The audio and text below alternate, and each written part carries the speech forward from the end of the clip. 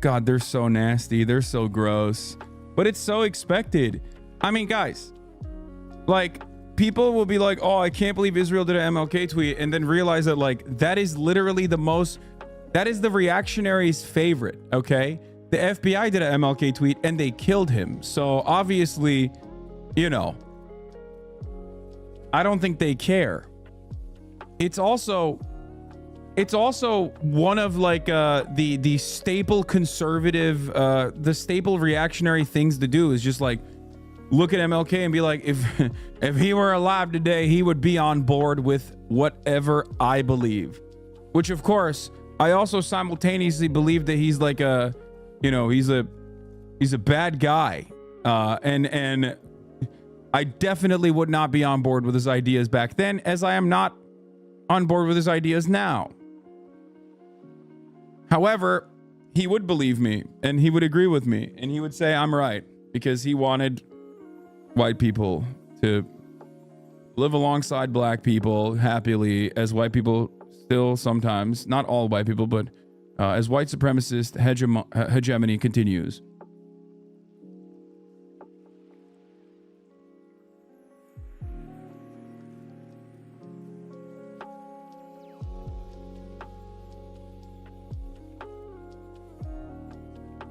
Every year y'all do.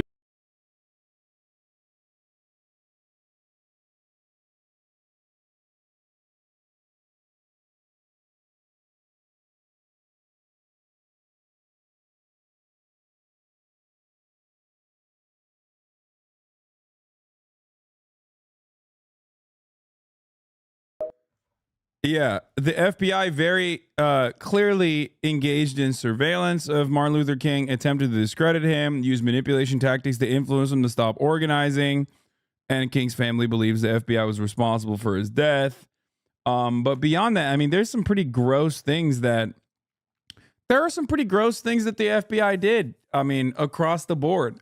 Some things that people still repeat to this day, which is awful. You know, people just kind of do that without any sort of push. Okay? Without any sort of push at all. Here, let's repost. This is a good one. All-timer. Just because we killed MLK doesn't mean we can't miss him. So yeah. That's a Jabuki tweet. It's a classic. Yeah. MLK cheated on his wife type beat, you know? So whenever you think about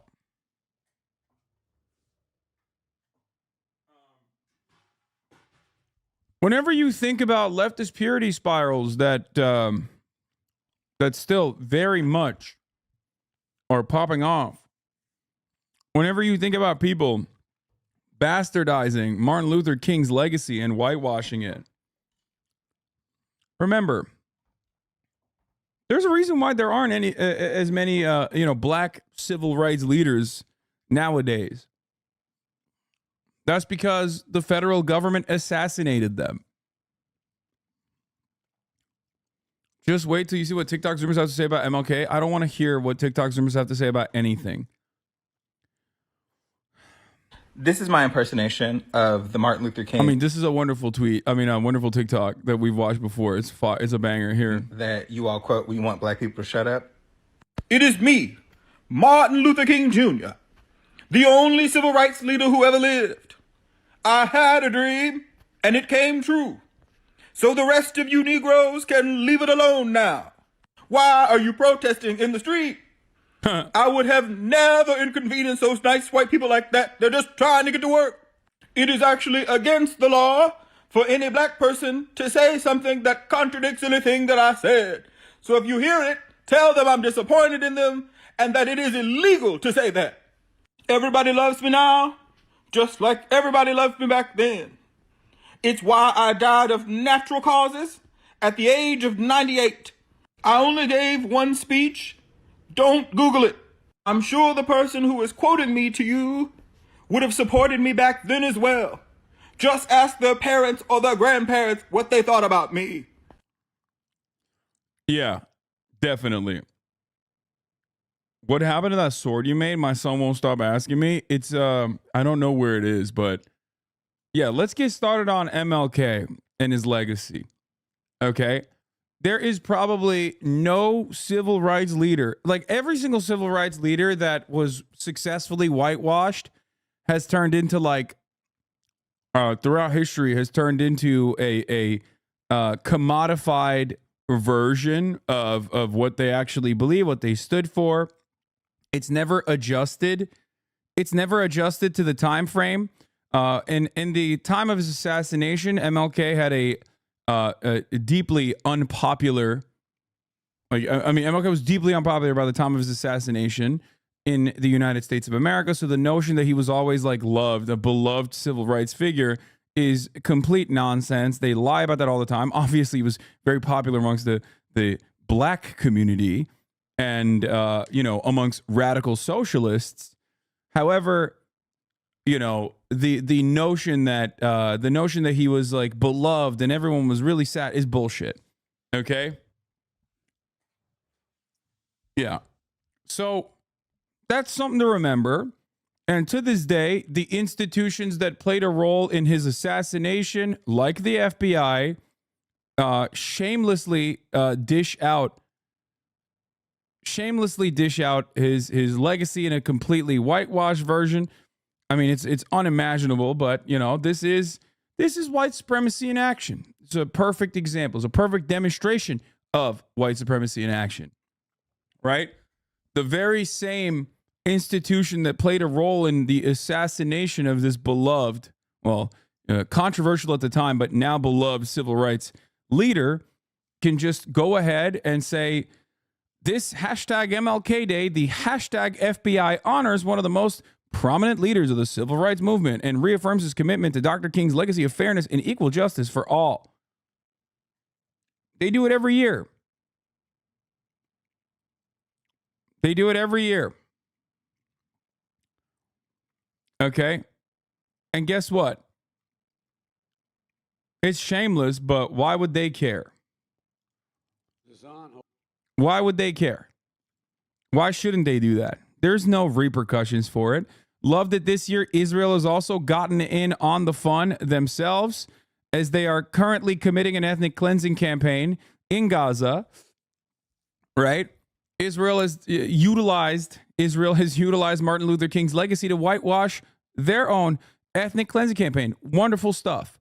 Okay, not a hint of irony there whatsoever. As always, many of the people that are liberals themselves who will turn around today and when they're done championing America's bombing of Yemen, or when they're done championing whatever kind of American imperialism that has to happen in a complex way, they will turn around and unironically, showcase their favorite MLK quotes or whatnot, despite the fact that at the time, if they were adjusted to the civil rights movement, they 100% would be the same radical anti-communists that they are right now. Because remember, MLK was a democratic socialist. MLK also was an anti-imperialist as well. Now, on the issue of Israel, he had some different opinions, certainly. We can get into that if you want. I believe that when Amy Schumer was like posting that quote, a lot of people were actually very upset at her, including MLK's granddaughter. So that's something to talk about. Democratic socialist, he was openly a socialist, not a Bernie Demsock. Okay, this distinction doesn't matter, okay? Chill out. It's just he's a socialist. Did MLK say anything about the 6-Day War during the 60s? Yeah, he said a lot. Google when MLK was assassinated.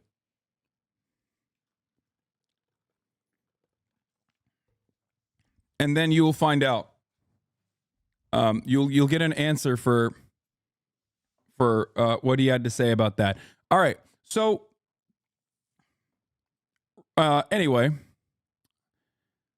it's disgusting. It's gross. It's done every year. We understand, all of us together, collectively understand when Republicans do it, but sometimes when liberals do it, we can't fully comprehend why it is indecent for liberals to do this in the exact same way.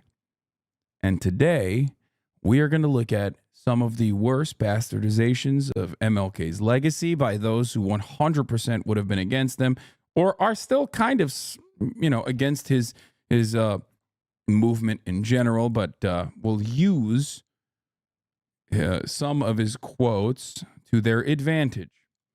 Okay? Starting off with, let's do a Zay Squirrel thread always. On this MLK Day, remember the radical socialist, anti-imperialist MLK that liberals and conservatives erase from history. I think the other thing that we must see at this time is that many of the people who supported us in Selma, in Birmingham, were really outraged about the extremist behavior toward Negroes. But they were not at that moment, and they are not now, committed to genuine equality for Negroes. It's much easier to integrate a lunch counter than it is to guarantee an annual income, for instance, to get rid of poverty for Negroes and all poor people.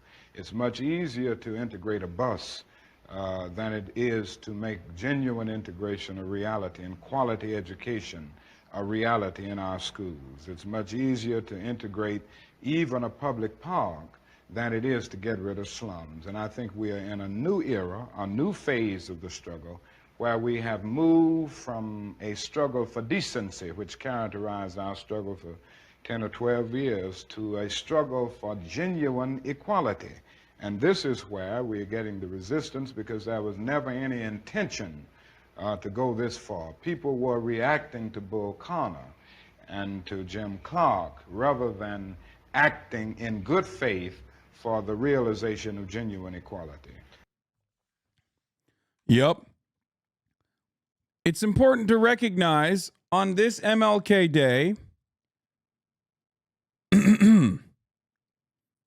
Martin Luther King Jr.'s letter from Birmingham jail. That's right. The reason why I love posting this, and I do it every single year, is because there are a lot of liberals out there who behave in this exact same way and refuse to recognize it. And it's oftentimes in identical terms, too. Like, not just necessarily a white moderate when it comes to tackling some capitalist hyper-exploitation or whatever, but instead directly behaving like a white moderate when it comes down to any kind of emancipatory movement. So here is Martin Luther King Jr.'s letter from Birmingham jail that I read almost every single MLK Day, MLK weekend, all that good stuff. Here it is. On the 16th of April, 1963, this is what Martin Luther King Jr. wrote. I'm just going to give you the short and sweet of it and the most prescient, most important parts of it. Okay? Here's a little bit of wait, hold on. Where is this? Here's a little bit of a background on the issue. Okay. He penned this letter from Birmingham City Jail. He and others were being held for violating a court order against parading, demonstrating, boycotting, trespassing, and picketing, according to the Denver Post article on it. The letter was written in response to a call for unity, a letter composed by 8 local white clergy members. Their letter called for an end to anti-segregation posts in Birmingham, Alabama, and to find proper channels to achieve a better Birmingham.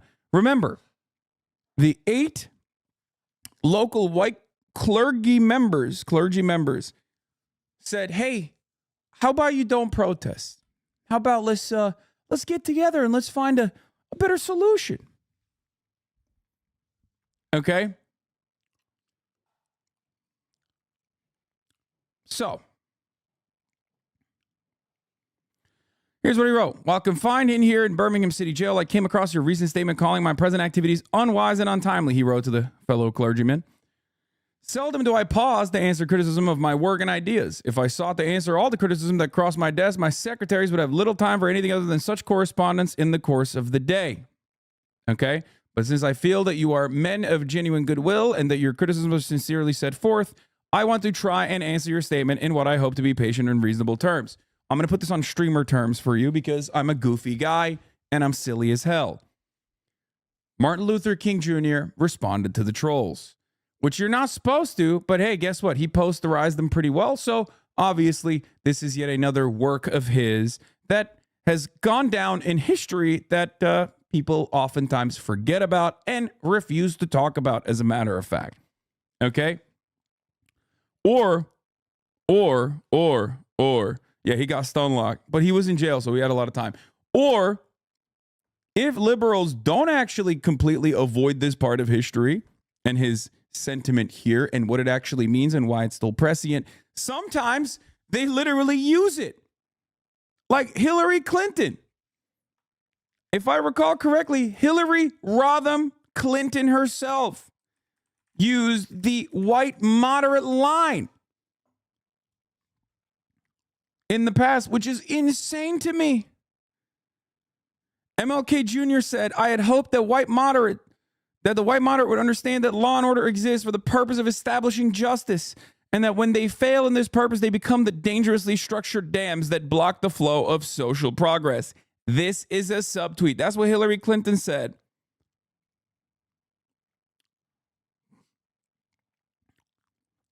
In 1967, Ben Norton responds, Martin Luther King Jr. spoke out against the war in Vietnam, calling the U.S. government the greatest purveyor of violence in the world. Martin Luther King Jr. was 100% an America bad-ass activist, okay? If any of you have any confusion on that front, let me tell you something, okay? The same dumb motherfuckers who chirp all day, every day, that would be running around right now going, oh, we must bomb Yemen to protect commerce, sir, are the exact same people that would be turning around and being like, this guy, man, this guy, he doesn't know what's up. He doesn't understand. We have to keep fighting in Vietnam. You don't get it, okay? Why is this guy's criticism just always revolving around America bad, America bad? What a radical he is, which is, let me tell you, exactly what the New York Times wrote about. The New York Times editorial board directly wrote about this precise issue at the time when MLK Jr. finally came out and was very outspoken about the war in Vietnam. Okay? This is true. So just something to remember, something to consider when thinking about MLK's foreign policy. He was a big Ho Chi Minh head. He loved Uncle Ho. You know, put some respect on it. Whew. So, yeah. I think I should indicate why I am here in Birmingham, since you have been influenced by The View, which argues against outsiders coming in. I have the honor of serving as president of the Southern Christian Leadership Conference, an organization operating in every southern state with headquarters in Atlanta, Georgia. Okay? But more basically, he's here because he has organizational ties. But more basically, I'm in Birmingham because injustice is here. Just as the prophets of the 8th century BC left their villages and carried out, thus saith the Lord, far beyond the boundaries of their hometowns, and just as Apostle Paul left his village of Tarsus, yada, yada, yada, some religious stuff, okay?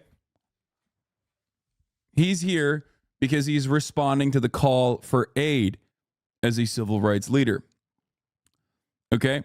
Moreover, I'm cognizant of the interrelatedness of all communities and states. I cannot sit idly by in Atlanta and not be concerned about what happens in Birmingham, because injustice anywhere is a threat to justice everywhere. Okay? Remember that. Remember that.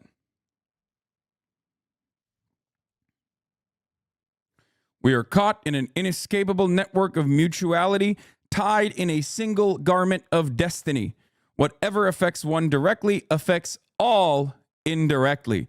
Never again can we afford to live with the narrow provincial outside agitator idea. Anyone who lives inside the United States can never be considered an outsider anywhere within its bounds. You deplore the demonstrations taking place in Birmingham, but your statement, I am sorry to say, fails to express a similar concern for the conditions that brought about the demonstrations. How interesting how this works still to this day. This is precisely why I say this is one of, he had many things that MLK wrote and said that are profoundly prescient. Unfortunately, because many of the issues that he called attention to have not been solved. Maybe some of it has been cast aside. On certain circumstances, there has been marginal improvements, incremental gains here and there. But overall, the class struggle, of course, continues. And also, racial violence and disproportionate outcomes for those who are non-white still exist. Which is why we still keep reading it. Because it's not only the reactionary conservative that votes for Donald Trump or votes for the Republicans, that votes against his best interest because he thinks at least we are taking down the other side, the opposition. It's not only those guys that stand in the face of progress, okay? Liberals themselves also play the role of a bottleneck for any kind of progressive momentum in this nation, globally, as a matter of fact.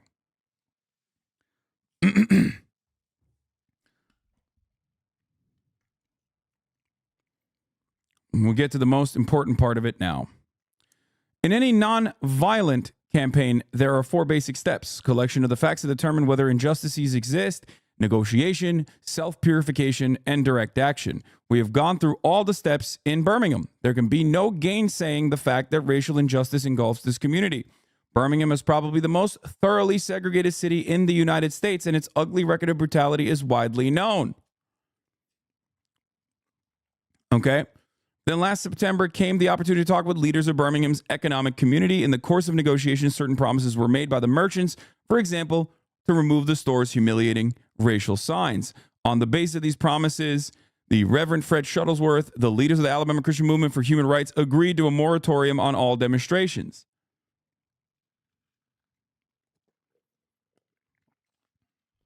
As the weeks and months went by, we realized that we were victims of a broken promise. A few signs briefly removed returned. The others remained. Okay? Then it occurred to us that Birmingham's mayoral election was coming up in March, and we speedily decided to postpone action until after Election Day, when we discovered the Commissioner of Public Safety, Eugene Bull Connor, had piled up enough votes to be in the runoff. We decided again to postpone action until the day after the runoff so that the demonstrations could not be used to cloud the issues. Like many others, we waited. Okay, this is like all of the reasons as to why it got to the point that it did in Birmingham.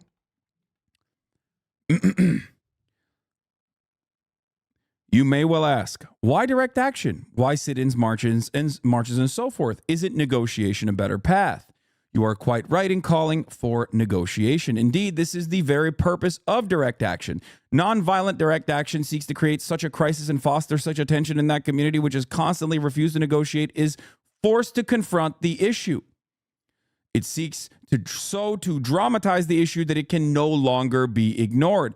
My citing the creation of tension as part of the work of the nonviolent resistor may sound rather shocking. But I must confess that I am not afraid of the word tension.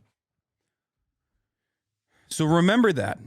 It is one form of protest. It is one form of direct action that seeks to make you uncomfortable deliberately so that it is impossible to avoid, like the top of the hour ad break, which is very possible to avoid as long as you subscribe. Here's the 3-minute ad break now. Okay, I'm going to quickly move past it. Here it is. All right, I'm running it. You can also get gifted a sub, and we're going to get back to what I was talking about. Okay, there you go.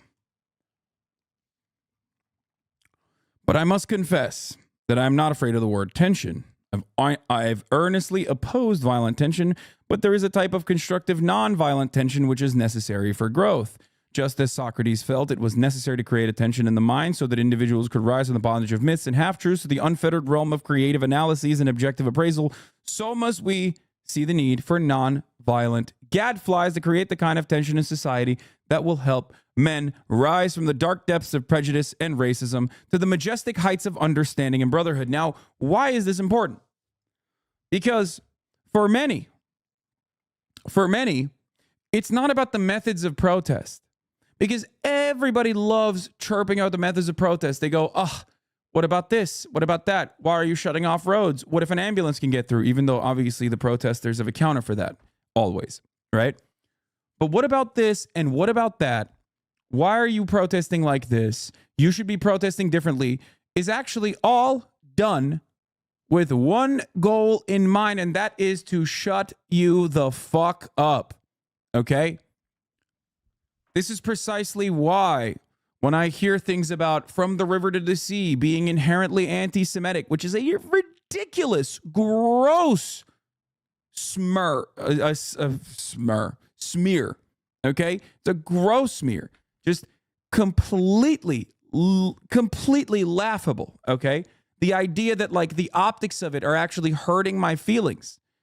The optics of that are actually my feelings personally are more important. What I derive out of what you're saying is more important than what the actual message is. The ongoing genocide must stop. The apartheid regime must be abolished, must be dissolved, so that there is one singular secular state where Palestinians and Israelis can live side by side, okay, in a real democracy. That is the major point.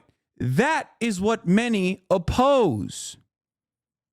They oppose that, and that is precisely the reason why they hyper-focus on all of this other dumb nonsense. Okay? So remember that. These are the white moderates.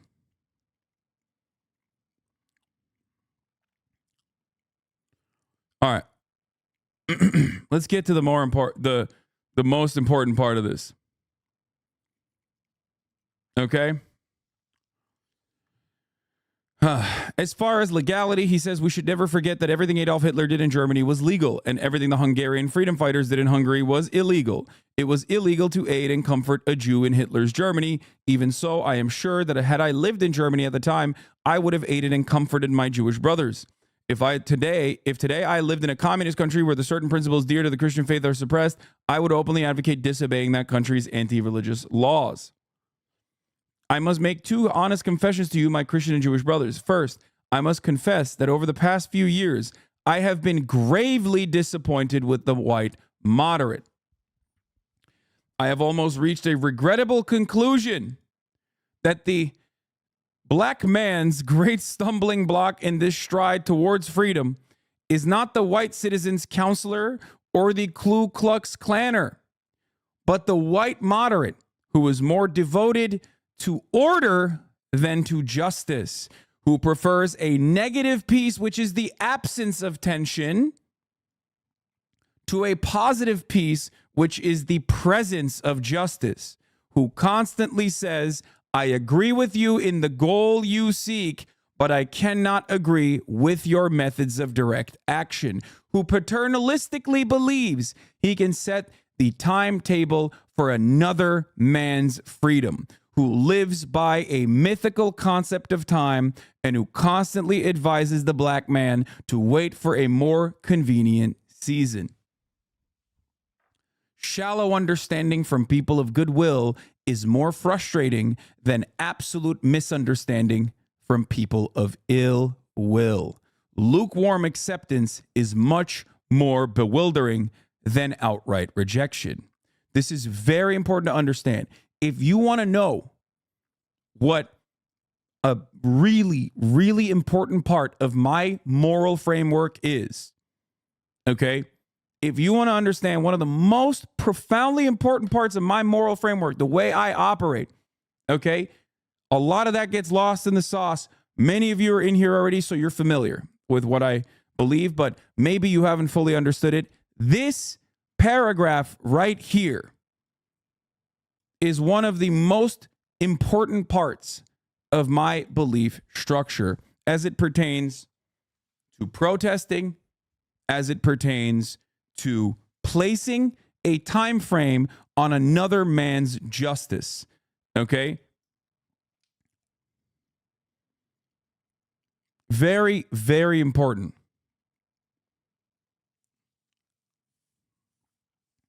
Very, very important. This is why I despise centrists. This is why I despise charlatans who mask themselves as real arbiters of progress while simultaneously constantly saying, well, now is not the time, or simultaneously constantly saying, well, isn't there a different way? Or worse, making excuses for the oppressive constructs, making excuses for why things have to remain the same. Okay?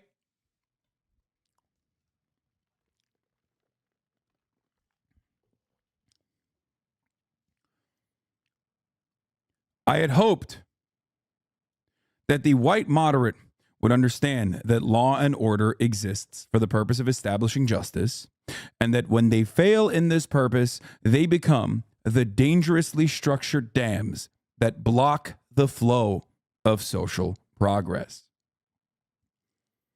I had hoped that the white moderate would understand that the present tension in the South is a necessary phase of the transition from an obnoxious negative peace in which the black man passively accepted his unjust plight to a substantive, and positive peace in which all men will respect the dignity and worth of human personality. Actually, we who engage in nonviolent direct action are not the creators of this tension. We merely bring to the surface the hidden tension that is already alive. Now, what does this mean? This is a direct shot across the bow at those who used to say the Black Lives Matter protests are racist, or Barack Obama is the most racist president of all time. Why? Because the reactionary would always say they're pointing out how racist American society is, and that in and of itself is actually causing divisions in American society, not the fact that these structures still remain calcified inside of our institutions. Okay? Remember that.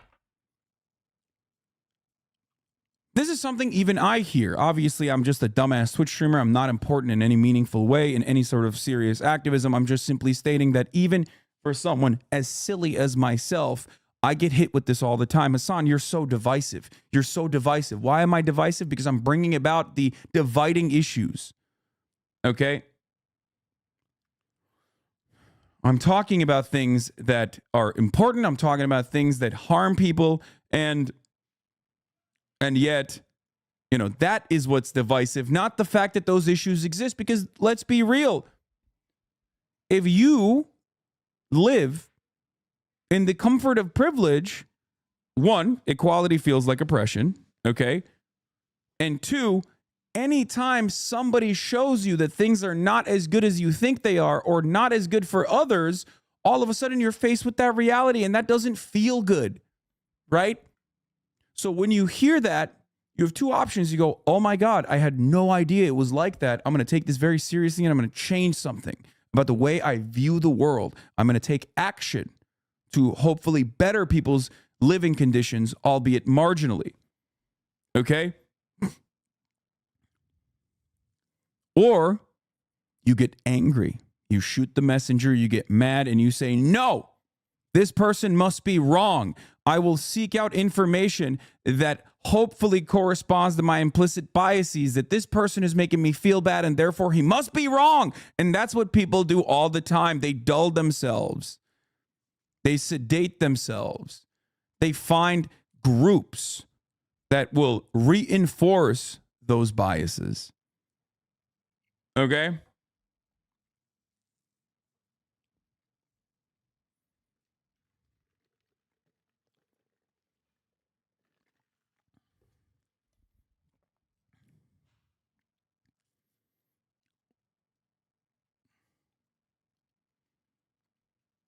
Yeah, this is like a funny little meme, but it's so correct.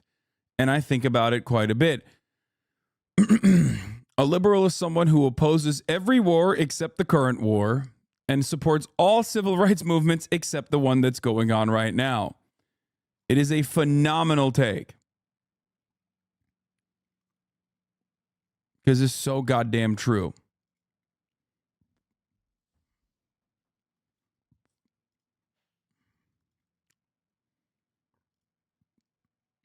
Anyway, we must bring that tension out into the open where it can be seen and dealt with like a boil that can never be cured as long as it's covered up, but must be opened with all of its ugliness to the natural medicines of air and light. Injustice must be exposed with all the tension its exposure creates to the light of human conscience and the air of national opinion before it can be cured. Okay? That is the most, important part of that article, in my opinion. That the white moderate that adorns the mantle of progress and progressivism and empathy will so often become a bottleneck for progress from that supposedly progressive side. Okay? The great enemy of justice are those moderates who feign outrage. Here, this is a better paraphrase version of it, but the great enemy of justice are those moderates who feign outrage at societal injustice, but whose outrage conveniently disappears when real change threatens their status. That is what's important to understand here. These moderates are more comfortable leaving unchallenged the assumed moral authority of certain institutions, traditions, and practices that are the purveyors of injustice rather than confronting their own role in maintaining these institutions. The hard truth is that the comfort of the status quo is always preferable to pursuing the demands of justice. This happens with every single protest, every single civil rights movement globally, and this certainly happens with American empire. Okay? That's it. It is something to remember and something to remind yourselves of and something to remind others of as well. If you want, like I said, if you want to understand where I'm coming from and what I believe in and what I choose to never be a part of, I never want to be playing the role of the white moderate. Now, this doesn't mean that there aren't reactionary elements in every movement, okay? But I try to see a broader picture every single time. I try to look at a situation and I think, what is beneficial to the people on the ground? And guess what? It's pretty simple, okay? Blowing up one of the poorest countries on the planet is never beneficial for the people on the ground. You are reminding not only Memphis, but you are reminding the nation that it is a crime for people to live in this rich nation and receive starvation wages.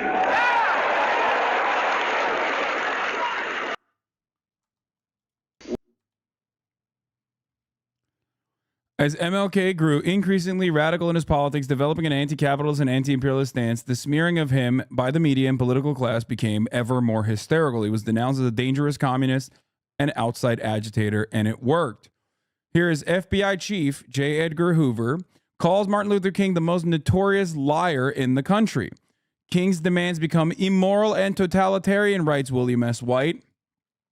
Martin Luther King at communist training school. The above picture was made by an employee of the state of Georgia at the Highlander Folk School in Monteagle, Tennessee during the Labor Day weekend of 1957.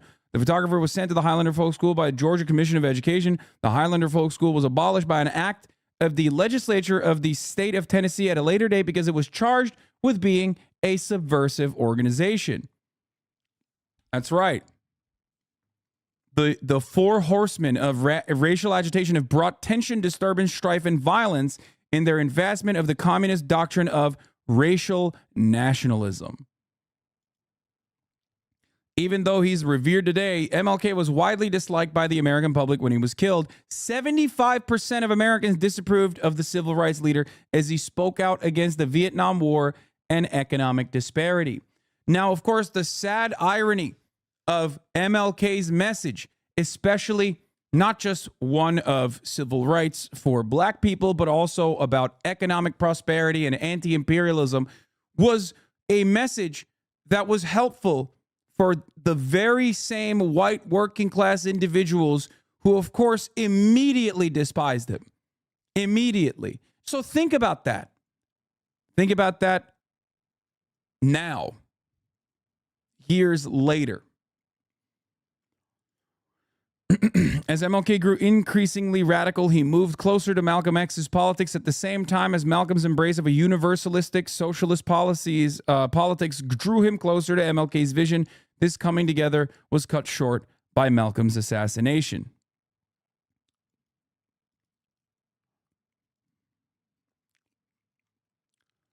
One of MLK and Malcolm's most insightful analyses is that of the harm caused by white liberals who operate as agents of maintaining the status quo and cover this up with symbolic gestures and rhetoric. Okay? Here's MLK's famous description of them. We just read it. So one thing I want to mention, though, for all of you is that, like, you have the capacity not to be this person, but it comes from obviously engaging in self-criticism and looking within. That's it. I don't want people to think like, oh, Hasan says I'm against him. Like, I'm a liberal. I think I'm a liberal. It seems weird. No, that's not what I'm saying at all. Okay? I'm not writing you off. I'm simply asking you to reach within yourself. If you are watching this on YouTube, if you're watching this later, if you're watching this because somebody clipped me out of context and is yelling about one of my positions, okay? And you somehow stumbled across this Twitch channel or one of my videos where this is featured, okay? Remember that you too have the capacity to no longer be the white moderate standing in the face of injustice and siding with the oppressor. Okay?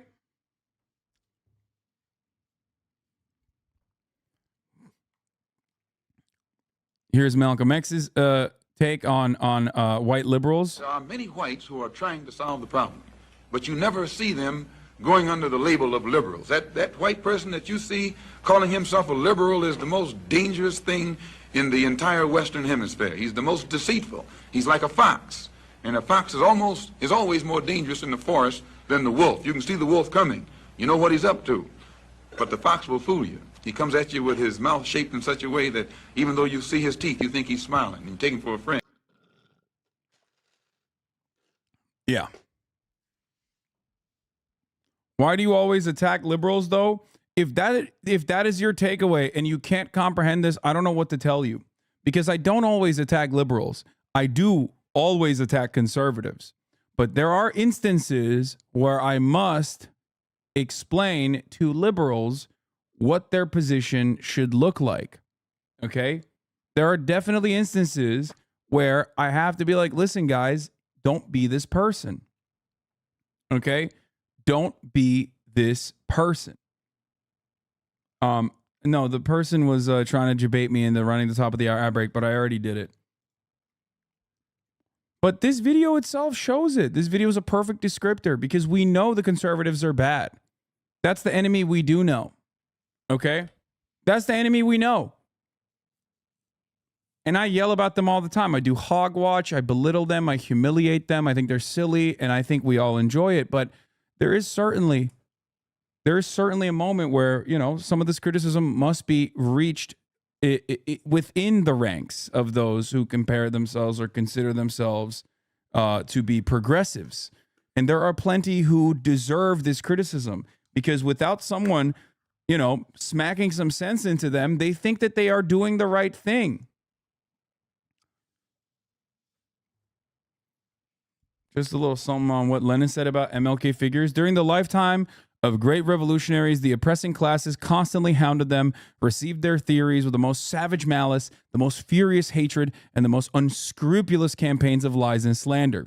After their death, attempts are made to convert them into harmless icons, to canonize them, so to say, and to hollow their names to a certain extent for the consolation of the oppressed classes and with the object of duping the latter, while at the same time robbing the revolutionary theory of its substance, blunting its revolutionary edge, and vulgarizing it.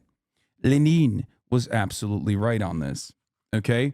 This is something that has happened not just with MLK. This is also something that has certainly happened with even the likes of Nelson Mandela. And Nelson Mandela was alive in the lifetime of many who now, to this day, work desperately in whitewashing his legacy on. He was there. The very same people that were alive that were probably considering him a terrorist are now talking about how peaceful he was his entire life. Nelson Mandela was not taken off the American terror watch list until 2008. Okay?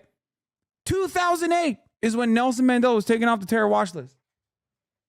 He had already been democratically voted as the leader in South Africa. He'd already successfully dismantled the apartheid in South Africa. And yes, through violent means, for those who don't know, yes, a big point of contention in Mandela's history was the fact that he refused to denounce violence. Time and time again, they asked him when he was in prison, if you renounce violence and you renounce communism, we will let you out. To which he responded with, no. How can you negotiate with me as though I am a man when I'm chained?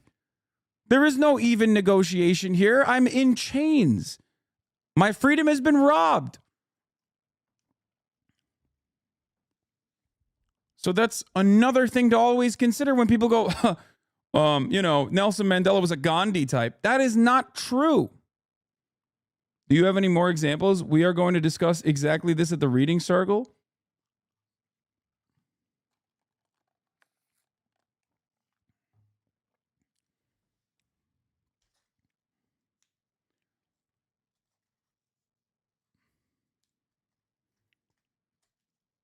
Anyway, what better confirmation is there of MLK and Malcolm's warnings about liberals and their support for the Gaza genocide? Remember when Biden was protested over it and they started chanting 4 more years over and over again? Most dangerous species in the Western Hemisphere.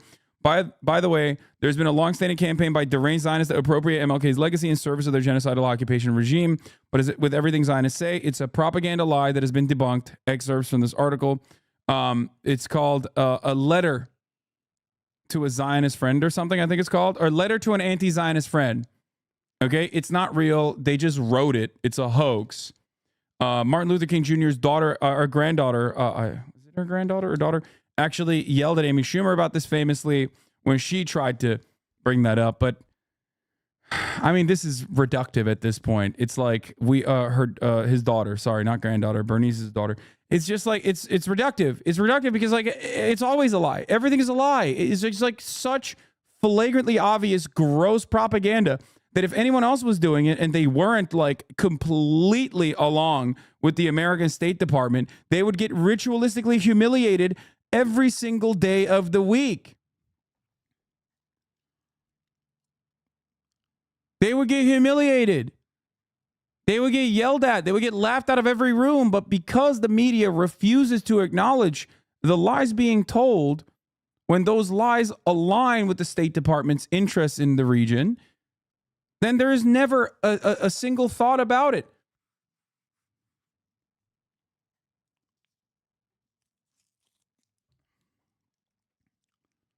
That's it.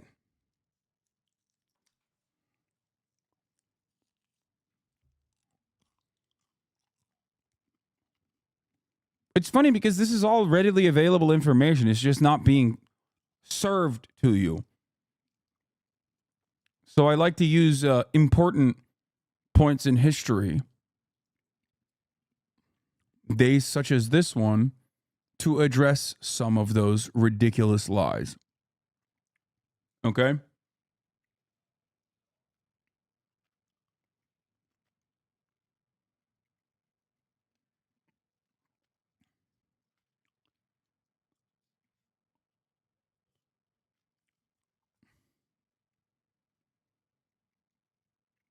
Anyway. So, something to consider on this day.